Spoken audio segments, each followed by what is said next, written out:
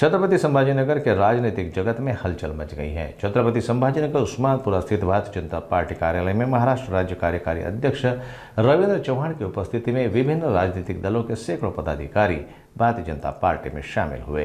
इनमें ठाकरे समूह, RPI democratic, RPI कामले समूह और जिले के अन्य पदाधिकारी शामिल हैं। इस अवसर पर मंत्री अतुल सावे, शहर अध्यक्ष शिरीष बोरालकर, अनिल मकड़िया और अन्य अधिकारी भी उपस्थित थे। रविंद्र चौहान ने इस अवसर पर कहा, भारतीय जनता पार्टी में शामिल होने वाले सभी पदाधिकारियों का हम स्वागत करते हैं। इनके आने से पार्टी की शक्ति में वृद्धि होगी और हम मिलकर राज्य के विकास के लिए कार्य करेंगे। आज छत्रपति संभाजीनगर आणि मराठवाडा खरं तर या जिल्ह्यामध्ये आदरणीय देवेंद्रजी आणि आदरणीय भारतीय जनता पार्टीचे प्रदेशाचे अध्यक्ष बावनकुळेजी आणि सर्वांनी जे प्राथमिक सदस्यता अभियान जे आहे ते 19 फेब्रुवारी पर्यंत चालणार आहे।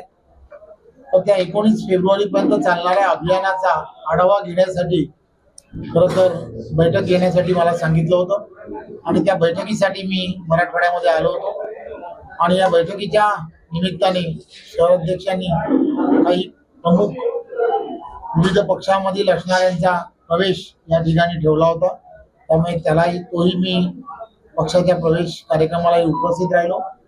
भारतीय जनता पार्टीने संपूर्ण देशभरामध्ये हे संघटन पर्व सुरू आहे।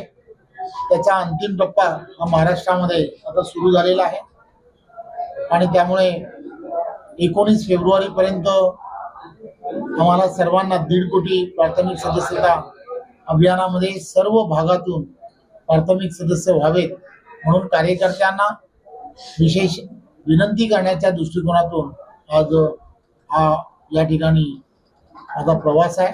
त्यामुळे आपण सर्वांना आपण या ठिकाणी आलात त्याबद्दल आपण सर्वांचं खूप खूप धन्यवाद।